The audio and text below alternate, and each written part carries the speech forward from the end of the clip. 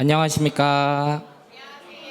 네, 감사합니다. 이렇게 대답 잘해주셔가지고 저희 이제 오티즘 톡스 시작해 보려고 하는데 모두 괜찮으실까요? 모두 괜찮으실까요? 네. 네, 다시 한번 정식적으로 인사드리겠습니다. 안녕하세요. 저는 제4회 오티즘 엑스포 오티즘 톡스 자유 발언 때 어떻게 진행을 맡은 안기원 사회복지사입니다. 만나서 반갑습니다. 제가 지금 살짝 긴장한 상태인데 이렇게 박수를 너무 잘 쳐주셔가지고 조금 긴장이 풀리고요. 제가 말실수가 조금 있어도 너그러운 마음으로 좀 봐주시길 부탁드리겠습니다. 아시겠죠? 네, 감사합니다. 네, 저희 오티즘 톡스 발달장애와 함께 오늘을 당당하게 살아가는 사람들의 이야기를 직접 듣고 나누는 시간, 오티즘 톡스에 오신 여러분들을 모두 환영합니다. 네, 감사합니다. 이런 반응 너무 좋습니다. 제가 반응 좋으신 분들은 끝나고 제가 사회자의 권한으로 꼭 선물을 챙겨드리도록 할게요. 네, 저희 특히 오티즘 톡스 자연발언 때 오토케, 이제부터 오토케라고 제가 말해도 모두 아실 거라고 믿고 오토케라고 하겠습니다. 저희 오토케는 그 어느 때보다 깊이 있고 진솔한 이야기로 진행될 예정인데요. 저희 이런 특별한 무대의 오토케는 저희 바로 세브란스 병원의 후원과 함께 진행되었는데요. 저희 이제 당사자와 우리 이웃들의 소중한 목소리가 세상에 더 널리 퍼질 수 있도록 도움을 주신 세브란스 병원에도 한번 박수 크게 쳐주세요. 네. 자, 그러면은 우리 오티즘 톡스 오토케 그 첫 번째 문을 열어보도록 하겠습니다. 우리 집의 신경 다양성이 삽니다를 통해 그동안 우리가 잘 알지 못했던 신경 다양성 세상의 아름다움과 푸르름에 대해 부드럽고 경쾌한 이야기를 말씀해 주실 분이 계시죠.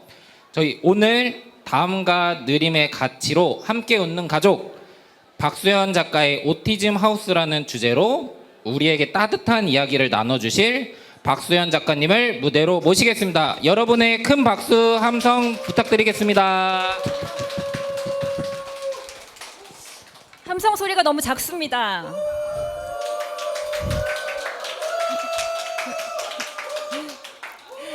안녕하세요. 오티즘 톡스의 특별 세션을 맡게 된 아나운서이자 작가 그리고 공인 행동 분석가 박수현입니다.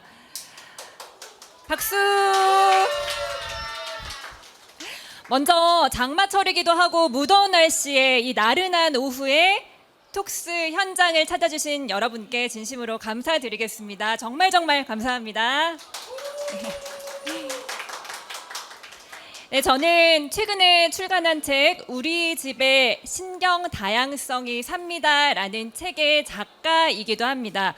오늘은 책의 이야기만 하려는 게 아니라 제가 실제 어떤 집에서 어떤 분위기로 아이들과 함께하고 있는지 이야기를 재밌는 드라마처럼 마치 만담꾼처럼 그냥 드라마 수다 떠는 마음으로 이 자리에 왔거든요. 그러니까 강의가 아니라 정말 편안하게 이웃집 어떤 40대 여자의 이야기를 듣는다고 생각하시면서 함께 해주시면 너무 감사드리겠습니다.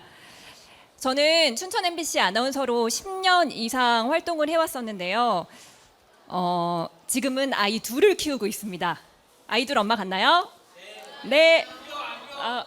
네, 좋습니다. 네, 전 T이기 때문에 현실적인 대답 정말 좋아합니다. 아이의 징후를 조금 일찌감치 눈치를 채고서 그때부터 행동 분석 중재 이런 고민을 해왔었고, 그리고 다름과 느림에 대해서 어떻게 받아들이면 좋을지에 대해서 나름의 공부를 해왔습니다. 그리고 그렇게 공부한 이유는 이런 자리에서 여러분과 정말 경쾌하고 부드럽게 수다를 떨고 싶기 때문이었습니다. 오늘 함께하는 주제는 바로 다름과 느림의 가치로 함께 웃는 가족 박수현 작가의 오티즘 하우스입니다. 이렇게 귀한 자리 마련해 주신 엑스포 관계자 여러분께도 진심으로 감사드리겠습니다. 자, 먼저 사진 한 장으로 이야기를 열어보려고 합니다. 이 사진 보면 어떤 생각부터 떠오르시나요? 행복해요. 멀리서 보면 행복해 보여요. 다 모든 가정이 그럴 것도 같습니다. 이때가 저희 둘째의 돌잔치 기념해서 가족 사진을 찍었습니다. 보통 어떤 생일을 맞이하면 야, 우리 사진 한번 찍자, 사진 한 장 건져야지라는 생각을 하죠. 그래서 저희도 만반의 준비를 하고 이렇게 스튜디오를 찾았습니다. 자, 행복해 보인다고 말씀하셨는데요. 이 사진 가만히 5초 정도 들여다보면 조금 이상한 구석이 있어요. 뭐가 조금 이상할까요? 표정이 어떤가요? 저는 웃고 있고, 네, 제 남편은 웃고 있죠. 근데 아이들 중에서 제가 두 아이를 키운다고 말씀드렸는데 두 아이 중에 한 명이 웃고 있지를 않아요. 맞아요. 정답. 제가 두 아이를 키운다고만 말씀드리고 한 가지를 말씀 안 드렸는데요. 저는 자폐 스펙트럼 아이도 함께 키우고 있어요. 자, 웃지 않은 친구가 자폐 스펙트럼일까요? 웃은 친구가 자폐 스펙트럼일까요? 깜찍한 퀴즈 하나. 웃은 친구, 웃지 않은 친구. 조금 귀여운 퀴즈였는데 정답은 정말 환하게 잘 웃고 있는 친구가 저희 집의 오티즘 자폐 스펙트럼 아이입니다. 저는 첫째 20년생의 자폐 스펙트럼 아이를 키우고 있습니다. 웃지 않은 여동생은 오빠 곁에서 말괄량이 장난을 잘 치는 비장애 동생입니다. 왜 이 둘째는 웃지 못했을까요? 저는 굉장한 그러니까 계획을 정말 잘하는 엄마라서 그냥 스튜디오에 가지 않습니다. 이 아이가 언제 컨디션이 좋을지, 이 아이가 사진을 찍을 때 혹시나 징징거리면 어떡하지? 대비해서 모든 장난감, 각종의 아이템을 다 가지고 왔는데 결국 아이는 웃지 못했어요. 둘째가 웃지 못한 이유는 혹시 추측해 보실 수 있는 분 있으실까요? 어렵나요? 사실 저희 딸이 스튜디오에 처음 입장했을 때는 표정이 정말 좋았습니다. 그런데 자폐 스펙트럼 아이 첫째 아들을 데리고 사진을 찍는 건 정말 쉽지가 않습니다. 아이는 이 자리에 왜 앉아야 하는지를 일단 공감하지 못하고 야, 여기 와서 사진 좀 찍자. 엄마 이렇게 예쁘게 했는데 한 번만 찍어줘 라는 말이 통하지가 않습니다. 각종 전자기기를 굉장히 좋아해서 공기청정기, 스튜디오에 있는 청소기 정말 다양한 걸 탐색하러 다닙니다. 이 아이를 여기 앉히기까지 동생은 얼마나 많이 기다렸을까요? 처음에 표정이 좋았던 여동생은 점점 굳어가기 시작을 합니다. 오빠는 언제 와? 오빠 이리 와 라고 말할 수 있는 나이도 아니었어요. 가돌이었으니까요. 결국 신나게 뛰어다니고 탐색을 다 즐긴 첫째 오빠는 표정이 정말 좋아졌어요.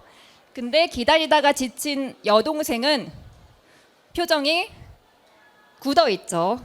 굳어 있습니다. 정말 딱딱하게 굳어 있어요. 이건 아무도 풀 수가 없었습니다. 결국 저희의 돌 기념 가족 사진의 최종 베스트 컷은 이 사진밖에 없었습니다. 주인공이었던 여동생의 표정은 이게 최선이었습니다. 저는 이때부터 생각하기 시작합니다. 물론 이때는 저희 첫째가 진단을 받기 전이었어요. 그냥 느린 아이 정도로만 생각을 했었는데 점점 생각을 해요. 이렇게 결이 다른 아이를 키워나간다는 건 앞으로 어떤 걸 감당해야 하는 걸까? 이렇게 정말 둘이 다르고 동생이 기다려야만 하는 상황을 평생 감내해야 한다면 장애, 비장애 동생을 키운다는 건, 남매를 키운다는 건 어떤 의미일까 고민에 빠지기 시작합니다. 자, 지금 제 발표를 함께하고 계신데요. 중간중간 끄덕끄덕 열심히 해주시거나 공감을 아주 열심히 해주시는 분께 제가 제 책을 쏠 예정이니까 중간중간 공감이 됐다 하면 박수를 보내주시거나 오호 이렇게 환호를 질러주셔도 좋겠습니다. 자, 첫 번째 사진 너무 오래 봤죠? 두 번째 사진 넘어갈게요. 귀여워. 너무 귀엽죠. 저희 아이들입니다. 근데 이 귀여운 사진에도 어떤 뜻이 숨어 있을까요? 아이들이 잘 웃고 있나요? 어떤가요? 안 웃어요. 웃나 웃으려고 하나라고 했는데 결국 웃지 않았습니다. 멍하게 앞을 쳐다보고 있죠. 보통 사진을 찍고 나면 사진을 고르라고 하죠. 스튜디오에서 한 장, 두 장, 세 장까지 골라주세요 하는데 저는 이 사진을 셀렉할 필요가 전혀 없었습니다. 왜냐하면 둘이 같이 겨우 앉은 사진이 이거 단 한 장이었기 때문입니다. 둘을 앉혀서 사진 찍는 건 불가능에 가까웠어요. 동생을 앉혀두고 오빠야 제발 여기 좀 스쳐 앉기라도 해봐 라는 마음으로 기다렸어요. 아이가 신나게 뛰어다니다가 결국 동생을 스쳐 지나가면서 간신히 찍힌 투컷이 바로 이 사진이었습니다. 귀여운 건 맞는데 결국 함께 있지만 함께 웃는 장애 비장애 남매는 아니죠. 네, 이 아이들 언제 웃는 게 가능할까라는 고민에 빠지기 시작했습니다. 세 번째 사진으로 넘어가 볼까요? 자, 세 번째 사진 어떤가요? 귀여워. 제가 이 사진 5장을 준비해 오면서 어떤 반응을 해주실까 걱정도 고민도 많이 했는데 일단 첫 번째 반응이 귀여워라고 해주셔서 힘이 납니다. 귀여운 건 사실인데 이 사진 아까 사진과 비교하면 또 어떤가요? 표정. 아까는 넷 중에 3명이 웃었습니다. 그런데 지금은 어떤가요? 넷 중에 절반밖에 안 웃었어요. 엄마는 기계적으로 좀 웃은 것 같죠? 웃으라고 하니까 활짝 웃었는데 뭔가 좀 불안해 보이기도 해요. 방송으로 다져진 기술적인 웃음이 아닌가라는 생각도 살짝 해보게 됩니다. 남편은 웃긴 웃었는데 정말 이거 안 웃으면은 아내한테 혼날 텐데 웃어야 되겠지라는 마음으로 간신히 웃은 것 같습니다. 자, 그런데 아이들이 조금 다르죠. 앞에서 봤던 남매 사진에서도 아이들이 멍하게 함께 앉아있기만 했는데 이 사진에서는 여동생은 마치 당장이라도 울 것 같은 표정이고요. 그리고 아들의 경우에는 또 멍하죠. 어떻게 보면 90년대 아이돌스러워서 나름 잘 나온 것 같아 이런 생각은 했지만 함께 웃는다는 그 시선에서 본다면 웃는 데는 실패했어요. 이것도 이날의 베스트 컷 같았습니다. 넷이 같이 있기만 해도 어디야. 이때는 동생이 2돌 때였거든요. 첫 번째 보여드렸던 사진에 비해서 1년이라는 세월이 흘렀습니다. 더 난국이 됐어요. 총체적 난국이에요. 넷 중에 셋은 웃었는데 넷 중에 2밖에 못 웃는 우리 가족 앞으로 무사할 수 있을까? 이때는 첫째가 점점 자폐 스펙트럼이겠구나라고 생각했던 시점이었습니다. 아마 진단 직전이었던 것 같아요. 물론 아이를 데리고 사진을 찍는다는 건 꼭 아이가 장애 아이라 있어서 그래서 사진을 찍기 힘들었어 라고 결론 지을 수는 없어요. 모든 집이 아이랑 가족 사진을 찍기는 어려울 거예요. 그런데 제가 엄마로서 기억하는 이날의 현장은 동생이 이날도 돌 생일 때와 마찬가지로 오빠를 정말 많이 기다려줬습니다. 기다리다 지친 동생은 짜증이 났고 웃으라고 앞에서 비눗방울 날리고 풍선 불어주고 삑삑 사운드북 틀어줘도 아이는 결코 웃지 못했습니다. 당장 집에 가고 싶다는 표정을 보여줬어요. 제발 어떡해, 한 장만 건지자. 여기 이거 세션 이름이 오똑해잖아요. 네, 이거 아재 개그를 하고 싶진 않지만 어떡해, 한 장만 건지자라는 마음이 구름처럼 제 안에 퍼지기 시작했어요. 장애, 비장애 아이를 같이 키운다는 건 꼭 사진에서만 이런 것만은 아닌 것 같습니다. 제가 이렇게 사진을 3장 보여드리면서 이야기를 풀기 시작한 건 단순히 우리 집 사진 좀 잘 찍고 싶어요. 어떻게 하면 베스트컷 건질 수 있어요? 그 기술을 말씀드리기 위해서가 아니에요. 현실 속에서 장애 아이와 비장애 아이를 키우다 보면 이런 순간들이 너무나 많은 것 같습니다. 첫째 장단에 맞추자니 동생이 많이 기다리는 상황이 생기고, 반대로 우리 둘째 마음 다치면 안 되지, 오빠 때문에 마음 상하면 안 되지 라는 생각이 너무 커져서 둘째에게 초점을 두다 보면 결국 첫째는 이 자리에서 그냥 빠진 채 사진을 찍어야 되겠죠. 사실 이 스튜디오에서 굉장히 신박한 제안을 제게 했어요. 어머님, 일단 셋이 찍으시고 나중에 아들만 합성하는 방법도 있어요. 이따가 아들 따로 찍어보죠 라고 하시는 거예요. 그게 가능해요? 지금이 어떤 시대인데, AI 시대인데 앱으로도 될 것 같은데. 그래서 이 편집해 주시는 분이 해주실 수 있겠죠.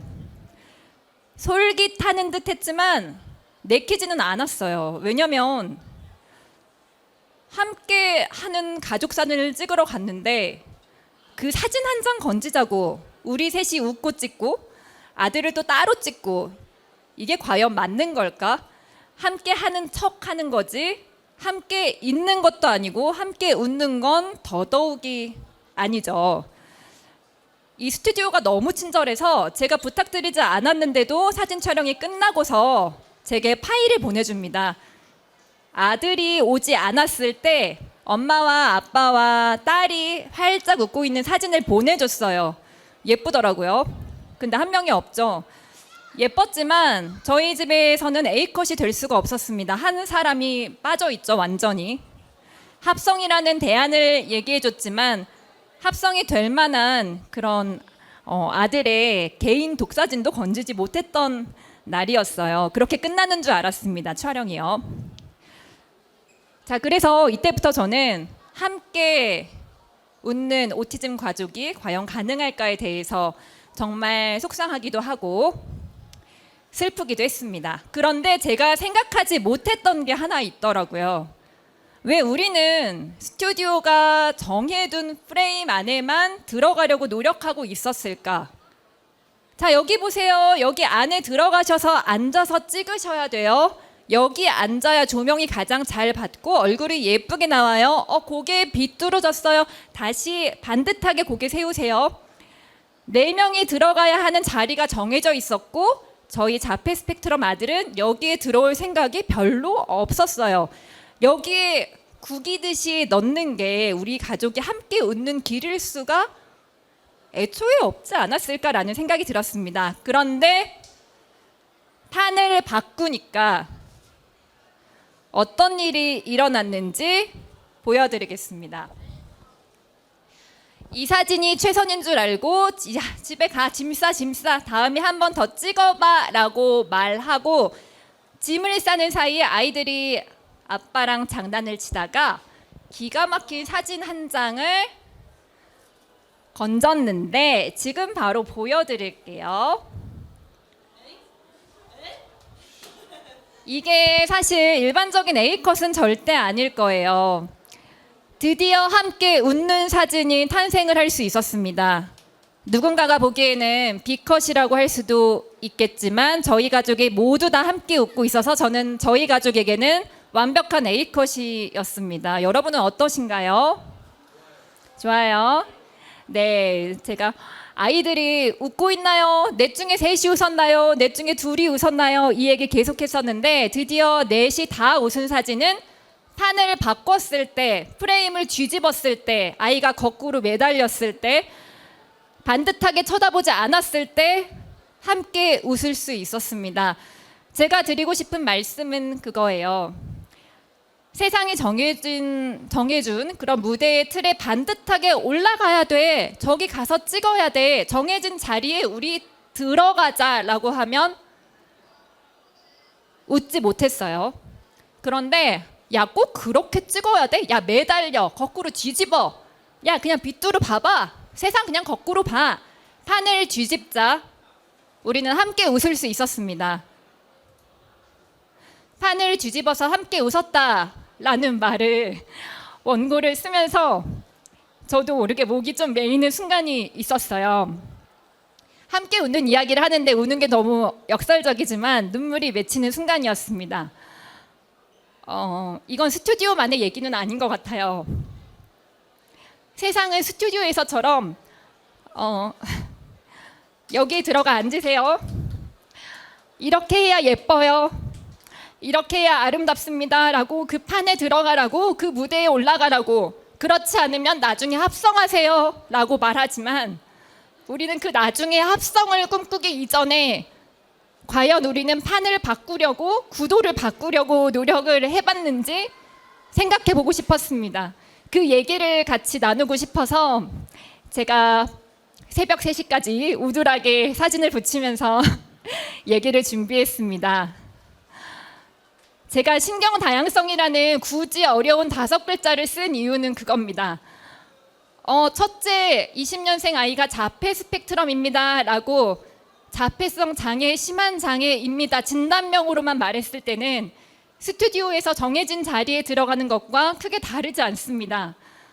그런데 조금은 어려워 보이지만 신경 다양성이라는 안경을 쓰고 저 아이는 뒤집어서도 웃을 수 있는 친구구나.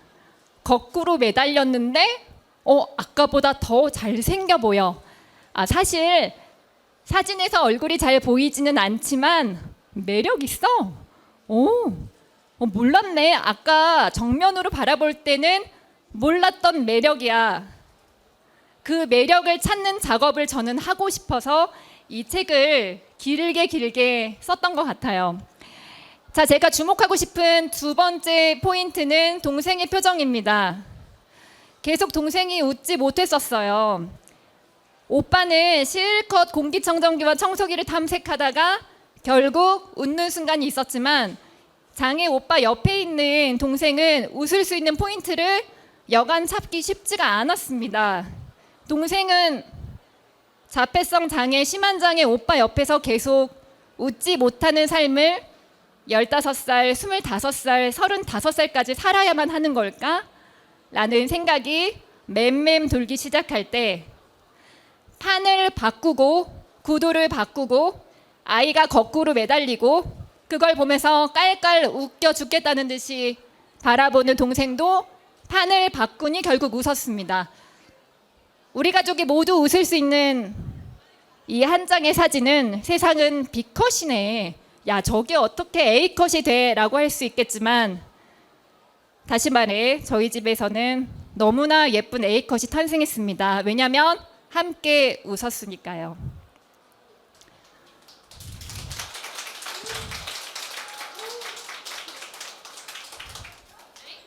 제가 한 장의 사진을 더 보여드릴게요.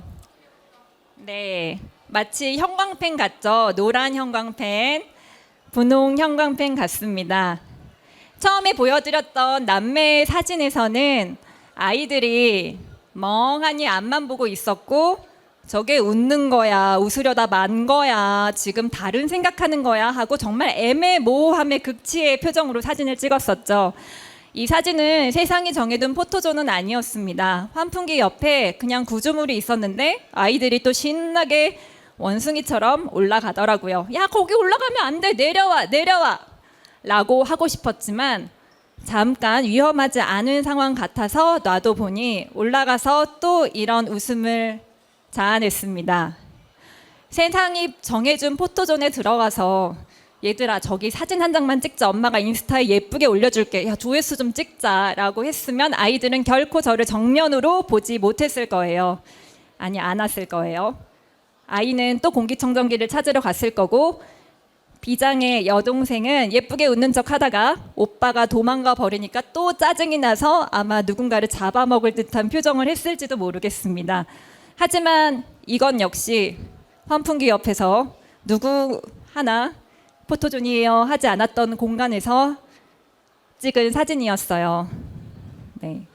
정해두지 않은 구조에서 함께 한다는 게 이렇게 중요했습니다. 저는 단지 함께 웃는다는 그 문장 하나에 집중을 했지만 이 사진 5장 중에 어떤 사진이 마음에 들고 여러분의 가슴에 어떤 사진이 A컷으로 남겨질지는 아마 비슷한 마음이실 거라고 생각을 합니다.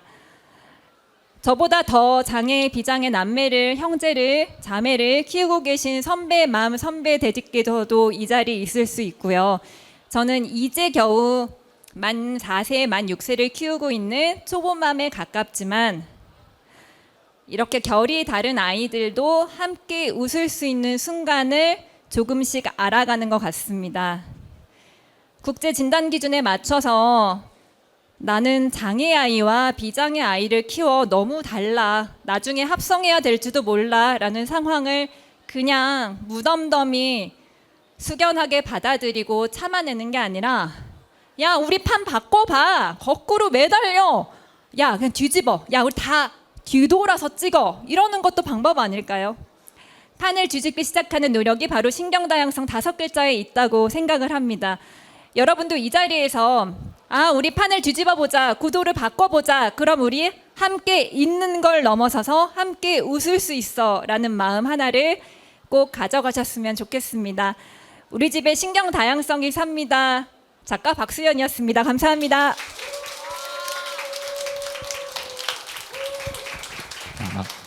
네, 다시 한번 유익하고 감동적인 말씀 전해주신 작가님께 큰 박수 부탁드립니다.